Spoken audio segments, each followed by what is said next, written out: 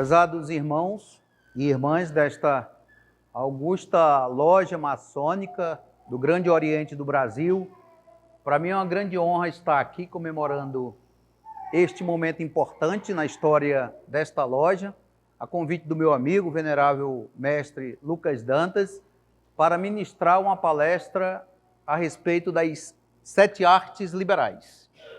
E eu saúdo a todos os senhores, em nome aí, na pessoa deste venerável mestre Lucas, e a todas as senhoras no nome da minha confreira da Academia Criana de Letras, que é a Nilda Dantas, uma expressão da nossa cultura acriana. Trouxe aqui os amigos também, alguns amigos nossos que acompanham o trabalho na Escola de Atenas, alguns também são da União do Vegetal, e estar aqui numa loja com essa força da sabedoria, da ciência do rei Salomão, para mim é uma grande honra. E é a quem eu peço, a esse grande sábio, a esse grande rei, que possa me inspirar para que eu traga aqui aos senhores, de forma breve, sucinta, o que significa essas sete artes liberais. Falando um pouco da sua história, no mundo antigo, no mundo medieval, quais são essas 7 disciplinas, por que são 7, em que consiste cada uma delas e qual a atualidade dessas 7 artes liberais para o nosso mundo moderno. As artes liberais, elas nasceram na Grécia Antiga. Lá na Grécia Antiga, do século, mesmo com Pitágoras, já se estudava a matemática, já se estudava a música, já se estudava a astronomia, na escola de Pitágoras, que ficava na Magna Grécia, isso no século VI a.C. Então, Pitágoras tem uma grande influência na cultura grega e mesmo na cultura ocidental. No século V a.C., apareceram os grandes professores na Grécia Antiga, chamados os sofistas, que eram professores, e lá eles começaram também a ensinar essas disciplinas já antigas de Pitágoras. Eles ensinavam matemática, eles ensinavam a música, a astronomia, mas eles passaram a ensinar também outras disciplinas e até então novas para aquela civilização. Eles começaram a ensinar gramática, ensinar retórica, ensinar dialética. Então elas nascem ali na Grécia Antiga e já faziam parte dos currículos do homem ateniense. Era um currículo enciclopédico, por isso que eram amplas em vários setores da vida humana, tanto nas ciências ligadas às humanidades, como nas ciências ligadas à natureza. Então já fazia parte da cultura da Grécia Antiga. E essa cultura da Grécia Antiga vai para o mundo romano, e lá no mundo romano, inspirado pela cultura grega, continua a ensinar essas disciplinas, com mais força de que todas elas, a retórica. Nas escolas romanas também se ensinavam essas artes liberais. E quais eram essas artes liberais? Como já falei, era a gramática, a retórica e a dialética. Até então não tem o nome de trivium, nem na Grécia nem em Roma. E depois as outras 4 artes: aritmética, geometria, música e astronomia. Também ainda não tinha o nome de quadrivium. Depois é que elas vão ser divididas em trivium, gramática, retórica e lógica, e quadrivium, aritmética, geometria, música e astronomia. Então, quando o mundo romano se dissolveu, quando os povos bárbaros invadiram o mundo romano, as instituições praticamente todas foram destruídas. As instituições jurídicas, as instituições políticas, o mundo se ruralizou, dando início assim praticamente o que nós conhecemos na história como Idade Média. As civilizações romperam ali com Roma, com Grécia, e viraram então principados, feudos, com o grande poder da Igreja, então religião oficial do Império Romano. Por volta do século IV a.C., a Igreja cristã se torna a religião oficial do Império Romano. Então, quando as escolas romanas se desintegraram, quando a civilização romana se desintegraram, aquelas comunidades se desintegraram, nós entramos num período chamado Idade Média, que durou quase 1000 anos, do século V ao século XV. Quase 1000 anos. Foi um período muito longo da nossa história. E nesse período, essas artes liberais, elas se consolidam. Santo Agostinho, que é um padre importante da igreja, vai escrever sobre o trivium e sobre o quadrivium, e outras pessoas importantes também. Mas quem sistematiza as artes liberais é um advogado romano chamado Marciano Capella. Ele escreve um livro chamado As Núpcias de Mercúrio com Filologia. Mercúrio, no mundo grego, é Hermes, e filologia é estudo. Então ele, alegoricamente, escreve um livro intitulado As Núpcias de Mercúrio com Filologia, e lá o que é que acontece nesse livro, alegoricamente acontece? Mercúrio, que é o nosso desejo, é a nossa inteligência, que é a nossa capacidade de conhecer, ele se casa com filologia, que é o amor pelo estudo, que é o amor pelo conhecimento. Então a inteligência se casa com o amor pelo estudo e oferece à filologia, o amor pelos estudos, as 7 artes liberais, como os dons que Hermes estava oferecendo, ou Mercúrio, para a filologia. E oferece, então, a gramática, a retórica, a lógica, a aritmética, a geometria, a música e a astronomia como dons para a filologia. E isso tem todo um sentido alegórico, porque a filologia significa dentro de nós o desejo de conhecer, o desejo de saber, que Aristóteles lá na Grécia já dizia, todos nós desejamos saber, todos nós seres humanos temos um desejo de saber, uns mais, outros menos, mas todos têm. Em alguma maneira, esse despertar acontece na trajetória da vida da pessoa. Ou mesmo passa tempos e tempos, a pessoa não desperta esse desejo. Mas lá no fundo nosso interior, há um imenso desejo de conhecer, há um imenso desejo de saber. Então Mercúrio diz, para saciar essa sede de saber, estou te oferecendo essas artes liberais. Então esse livro ele passa a ser muito importante durante todo o período da Idade Média, e outros escritores vão dando as suas contribuições. A igreja cristã, em muitos lugares, ela condenou a cultura grega e a cultura romana. Quando eu estive na Grécia com o meu amigo Jesus, em alguns momentos lá na Grécia, fechado por Constantino. As Olimpíadas, fechado por Constantino. A Academia de Platão, de Aristóteles, fechado por Constantino. Então, em muitos momentos, quando os imperadores cristãos assumiram a direção do Império Romano, eles fecharam muitas coisas que eles acusavam de paganismo. Mas, por outro lado, preservaram muitas coisas do paganismo. E uma das coisas que preservaram do paganismo, exatamente as 7 artes liberais. Porque a igreja percebeu que para falar no púlpito, para converter fiéis, para ensinar a Bíblia, para interpretar a palavra de Deus, eles precisavam dominar a palavra, a gramática, eles precisavam dominar a eloquência, eles precisavam dominar a lógica para poder explicar, eles precisavam dominar a cultura, até para não se sentirem inferiores aos pagãos, que é a cultura greco-romana. E aqui, quando eu uso paganismo, não estou utilizando no sentido que muitas vezes é dado negativo. Quando eu falo paganismo, eu estou me referindo à cultura greco-romana, que depois o próprio nome pagão vai ser condenado, né? Os pagãos são aqueles que não foram convertidos para a igreja. Então a igreja, ela se apropria desse saber e tem um grande papel na história da preservação desse conhecimento.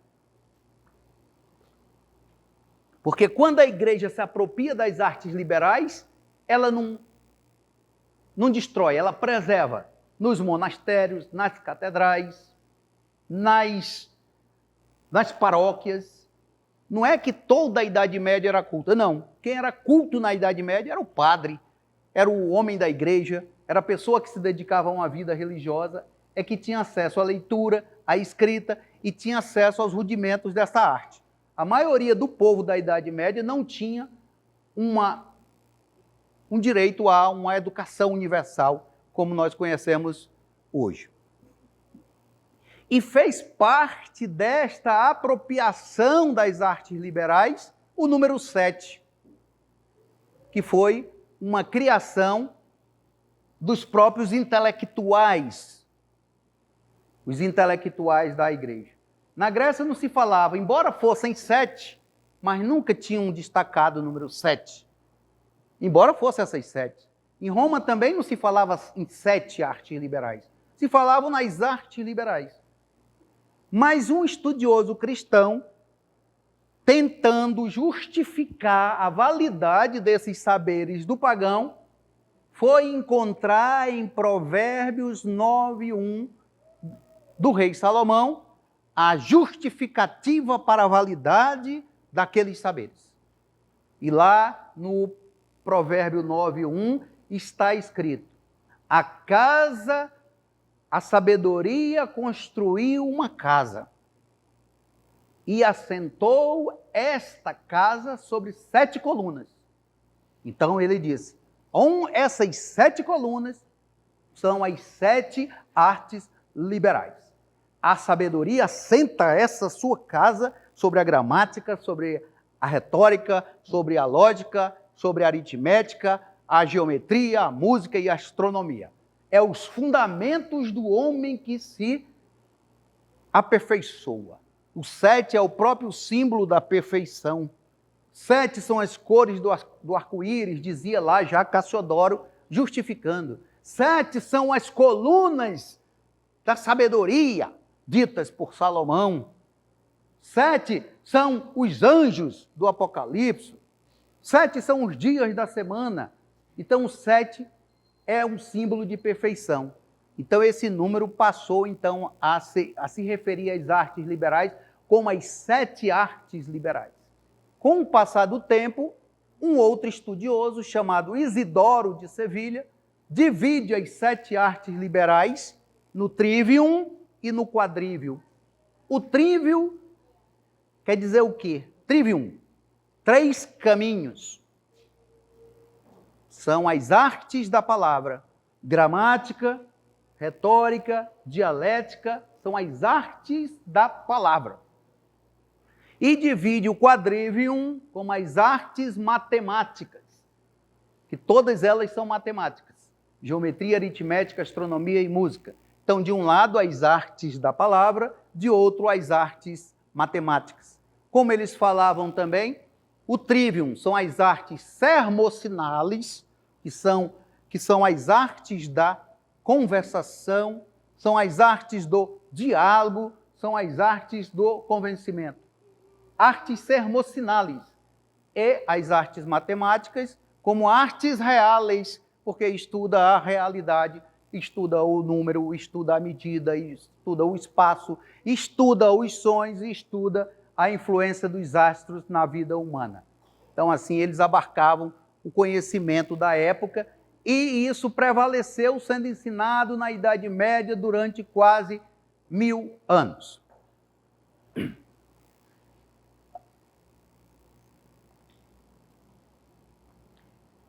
E aí se adentra agora mais especificamente, mais rapidamente, em que consiste cada uma delas. A gramática vem da palavra grega grammar, que significa letras. A gramática, qual é o principal objetivo da gramática? É algo tão fundamental para uma civilização que nós não podemos nem dispensá-lo. É o ato de ensinar a ler, é o ato de ensinar a escrever, é o ato de ensinar a pessoa a usar bem o português, a sua linguagem, de interpretar um texto. Por meio da gramática se estudava os homens da antiguidade, Homero, Ovídio, Hesíodo, Platão, por meio da gramática dos seus textos, eles mergulhavam para interpretar. Então a gramática era um estudo muito profundo. Na Idade Média passou a ser o que mais fundamental tinha na Idade Média era o estudo da gramática, mais do que todas essas 7 artes liberais.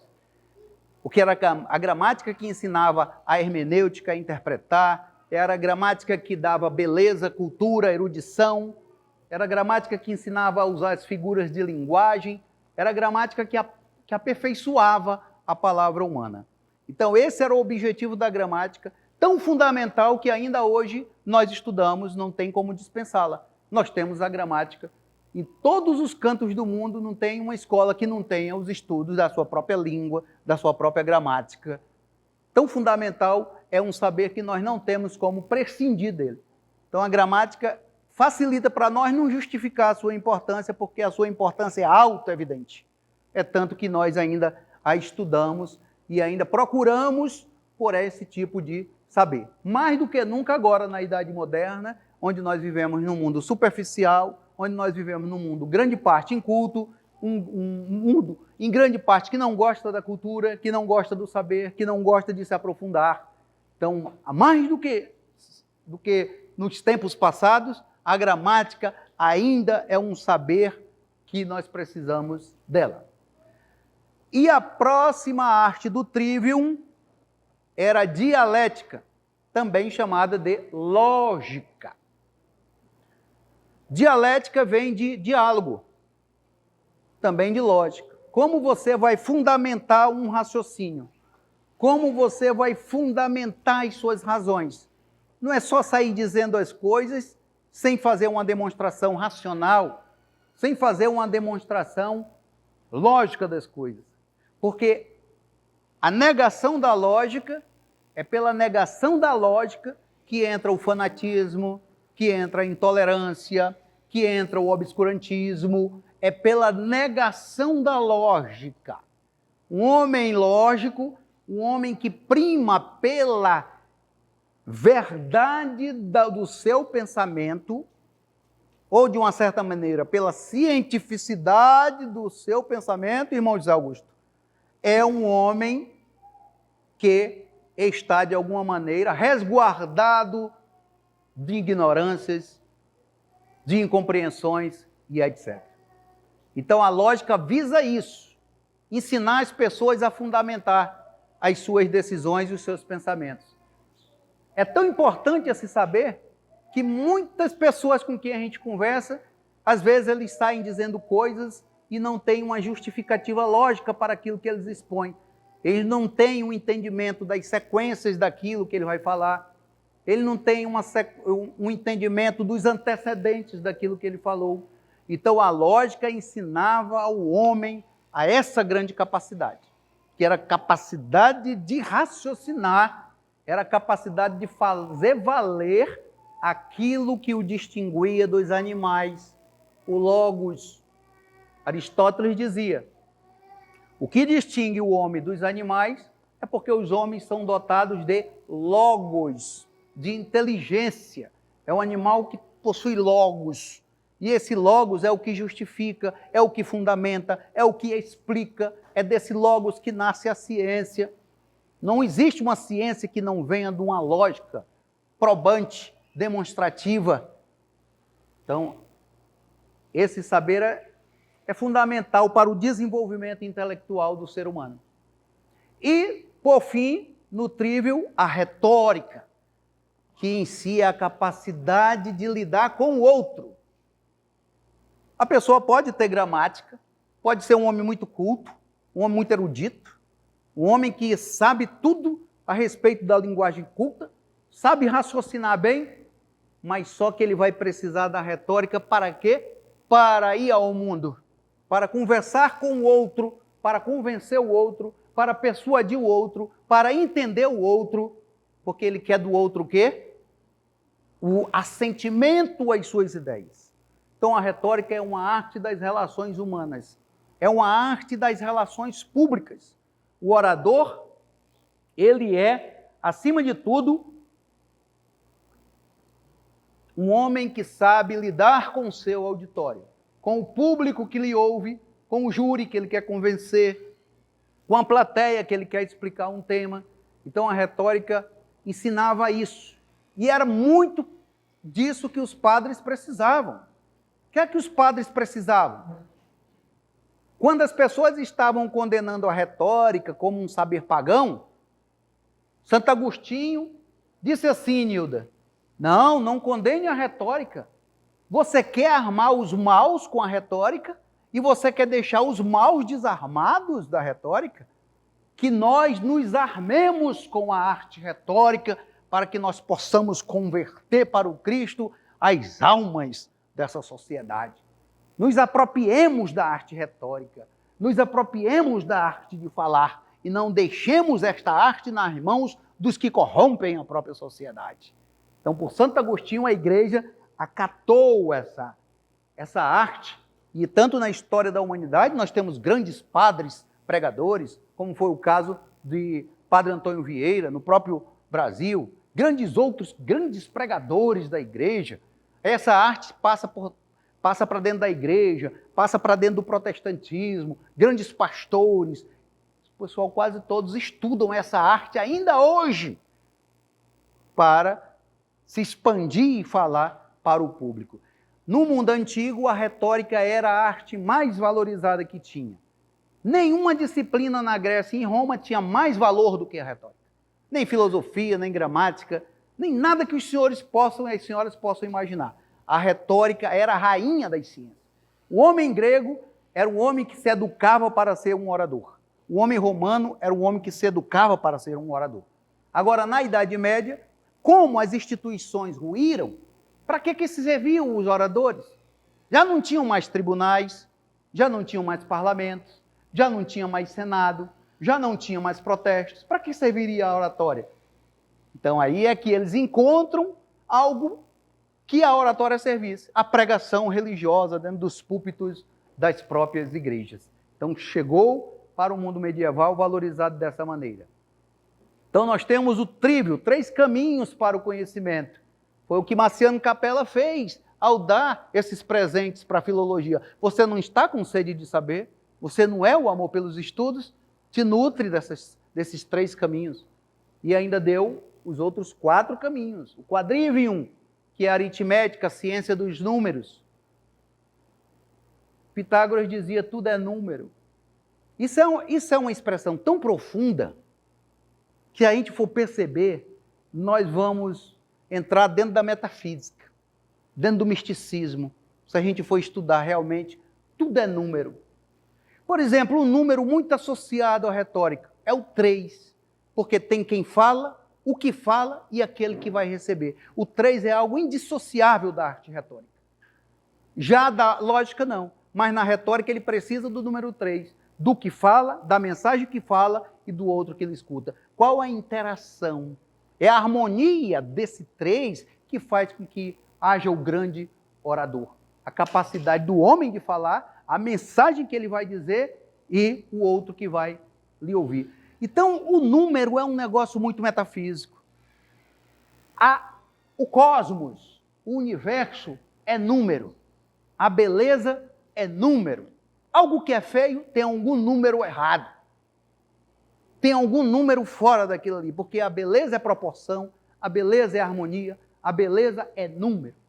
Então a aritmética ensinava essa ciência dos números, a contar, que hoje nós chamamos de matemática, mas todas elas eram, na antiguidade, chamadas matemáticas. Elas que nos ensinavam a contar. E hoje continua essa ciência sendo ensinada nas escolas. E aí vem a geometria, que era a arte de medir.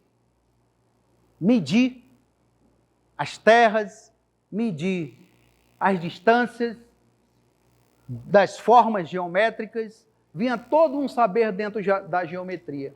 Mas a mãe do quadrivium era a aritmética. Era preciso dominar o número, era preciso entender o número para poder estudar geometria. Aí vem a música. A música, que lamentavelmente nas escolas não tem uma disciplina como música. Lamentavelmente.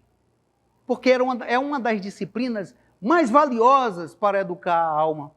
na harmonia, no ritmo, na beleza dos próprios números.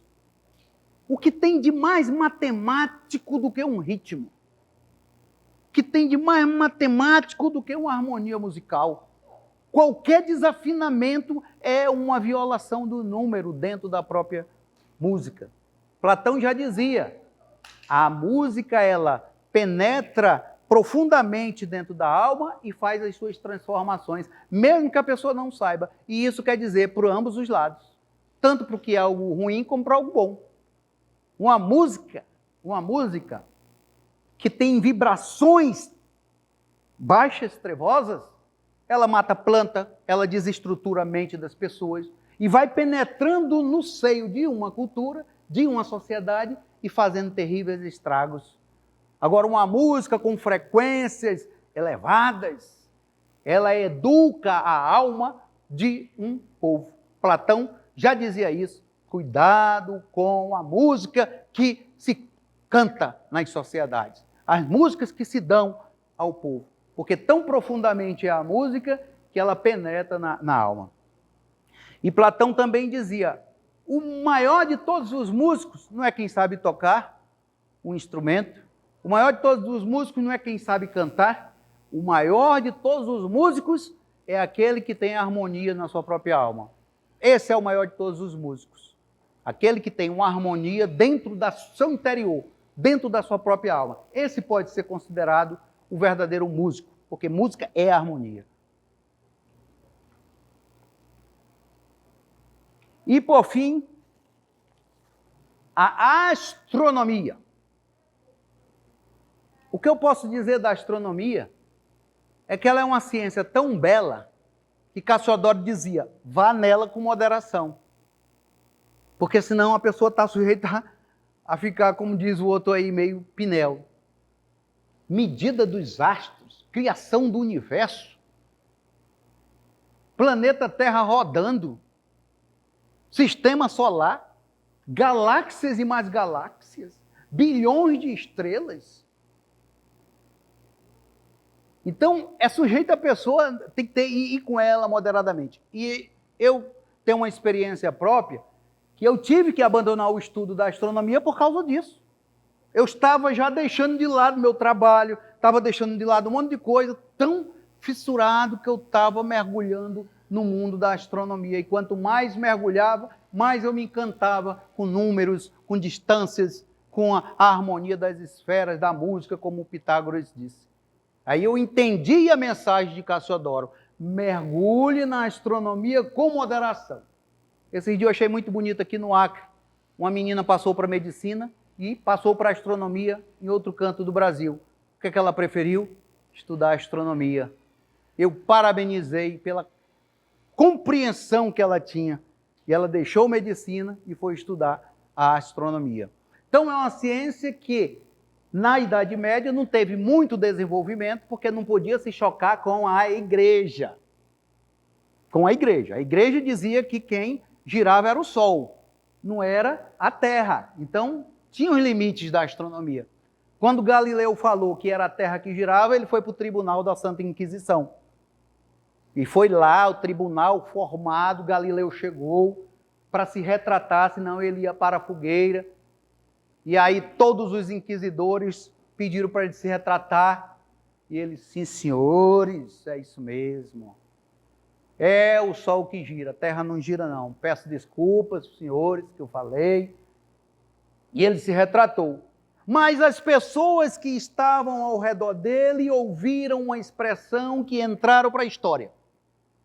Impulse move. Mesmo ele se retratando diante do tribunal da Inquisição, ele falou baixinho, impulse move. Mas, apesar disso, ela está girando. E as pessoas ouviram e isso entrou para a história. Ele se retratou, mas ele, posso me retratar, mas quem sou eu para impedir que as coisas da natureza continuem acontecendo? Eu me retratei, mas apesar disso a Terra está girando. E hoje quem negaria isso? Ou melhor, hoje tem muita gente negando inclusive isso. Né? Então a astronomia, ela levava essa conexão com os eventos da igreja. os eventos, o nascimento de Jesus, a celebração da Páscoa, tudo, a criação do mundo, tudo tinha os astros no meio, a criação divina. Então, essas eram as 7 artes liberais. E a gente pergunta assim, qual a utilidade dessas artes liberais para nós, da modernidade? Hoje, as artes liberais, grandes universidades, grandes lugares do mundo, Mestre Lucas, estão estudando as artes liberais como uma forma de sair da crise educacional que nós estamos vivendo, da crise da educação. A escola praticamente tem educado muito pouco, a escola está em crise. E são nesses momentos de crise da humanidade que a gente tem que se voltar para quem nos ensinou lá na antiguidade. Se voltar para os gregos, se voltar para os romanos, se voltar para os sábios de todas as épocas, para que a gente possa qualificar esse trabalho educacional. E examinem a importância que tem o trivium, tanto quanto o quadrivium, mas o trivium é especialmente. Quantas pessoas a gente não conhece que mesmo formados, eles patinam na língua, na gramática. As pessoas da sociedade sem leitura, distanciada dos livros, artes liberais, quer dizer o quê? Arte dos homens livres. Não era dos escravos, não era dos servos, era dos homens independentes, era dos homens livres, era dos homens de bons costumes, eram dos homens livres, era a arte que esses homens estudavam. Era a arte que esses homens estudavam. E Cassiodoro vai dizer, não é só disso não, não é só de livros não, é de livro também. Artes liberais vêm do livro, que o livro é o que livra. Isso é lá de Cassiodoro, ele explicando isso. Lá no século V depois de Cristo, no livro Instituições, ele explica isso. Livro é de livrar, é de libertar. Então essas artes liberais, elas passam pela leitura do livro. O que é que um livro de gramática diz, de retórica diz, de dialética diz, de astronomia, de música, de astronomia? É uma cultura também livresca. E isso não quer dizer ruim. É uma cultura que tem que se voltar para os livros. As artes liberais, elas servem para educar o espírito, segundo os medievais, para receber as luzes da filosofia, para receber as luzes da teologia. Um frade dominicano do século III, chamado Vicente Bouvet, ele dizia, aquele que domina o trivium é capaz de dissertar com mais perfeição em todas as coisas, com mais precisão, com mais verdade e com mais beleza. Precisão pela gramática, porque ele não vai usar 2 termos quando se precisa de um. Que ele não vai usar um termo ambíguo quando existe um termo preciso para aquilo que ele quer falar. Então ele vai usar a gramática para falar com precisão. Ele vai usar a dialética para falar com verdade. Tem que passar pelo crivo da dialética, tem que passar pelo crivo da lógica. E ele vai falar com mais beleza, porque ele domina a retórica, e a retórica, de alguma maneira, é a arte de agradar o seu público, é uma arte de deleitar o seu público. Não é de bajular, não é de puxar saco do seu público, mas é uma arte de deleitar o seu público com os ensinamentos que o orador traz para o seu auditório. Então ele dizia, quem domina o trivium faz isso com mais perfeição de quem não domina. Quem precisa do trivium? Eu preciso do trivium como advogado. Um líder religioso precisa de um trivium. Um pastor precisa de um trivium. Um político precisa de um trivium. Um líder comunitário precisa de um trivium. Um homem que quer se destacar na sociedade, ele precisa do trivium. Um homem que quer ser um profissional habilitado, ele precisa do trivium. Independente da profissão que ele esteja, ele precisa escrever, falar corretamente, ele precisa justificar as suas opções, ele precisa se comunicar com o público. Então, são artes que conduz o homem à iluminação intelectual. que era o objetivo, já concluindo, que era o objetivo das artes liberais. A iluminação do intelecto, a iluminação da mente para receber a iluminação espiritual que vinha, segundo os medievais, pelo estudo da metafísica e pelo estudo da teologia. E aqui, brevemente, eu expus para os senhores em que consiste essas artes liberais. Muitos livros estão sendo publicados no Brasil sobre as artes liberais. Todos os livros, praticamente, que tem no Brasil publicados sobre artes liberais, eu tenho, eu estudo, eu leio, eu acompanho. A gente estuda essas disciplinas no nosso dia a dia na Escola de Atenas, gramática, retórica, lógica, principalmente o trivium, a gente estuda. Eu não estudo o quadrivium porque não é muito a minha área, mas tem aqui o arquiteto, o Marcelo Almeida, que muito ganharia ao estudar o quadrivium, número, geometria, música, astronomia. Porque lá nos tempos antigos se dizia que a arquitetura era a harmonia de 3 princípios: a firmitas, a utilitas e a venutas. A firmitas era a solidez, era a firmeza da construção. O que é uma arquitetura se não tiver firmeza da construção? A firmitas. E a utilitas, o espaço tinha que ser útil, não era qualquer espaço.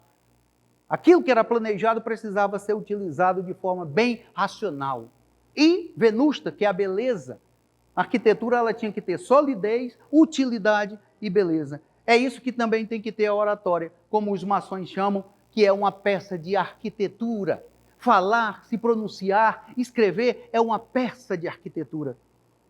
E essa oratória, essa palavra que se vai para o mundo, ela precisa ter as mesmas condições da própria arquitetura, os mesmos princípios. Tem que ser sólido aquilo que eu falo, tem que ser útil para quem ouve aquilo que eu falo, e tem que ser de alguma maneira também belo, tem que ser, encantar de alguma maneira o intelecto, o coração das pessoas que lhe ouvem. E aqui eu concluo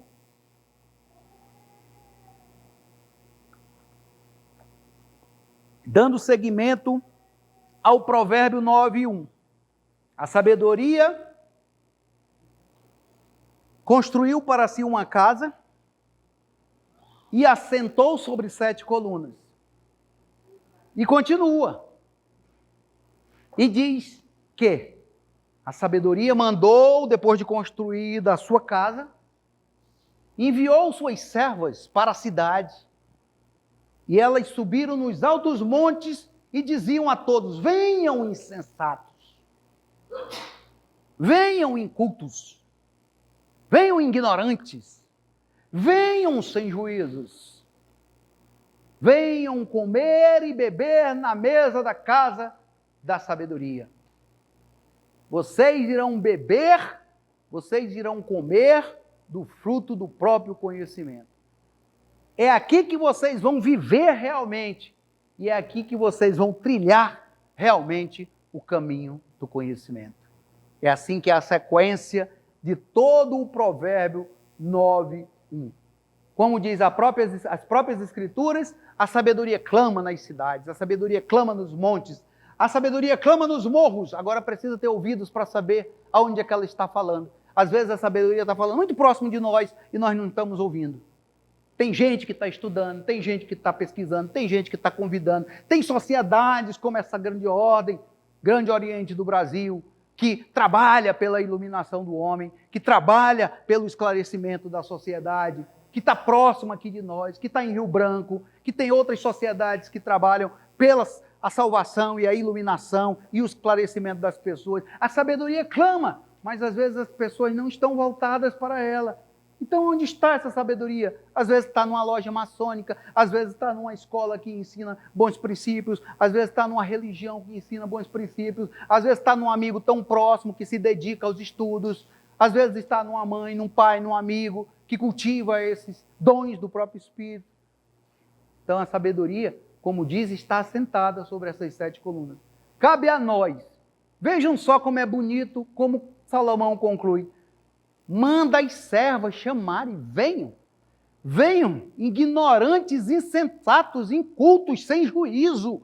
Adentrem aqui e matem a fome de vocês, para que vocês sejam homens esclarecidos, homens iluminados, homens sensatos, homens com juízo, que deixem o mundo da impiedade, que deixem o mundo do erro e adentrem para o mundo da luz, que é a luz divina do conhecimento.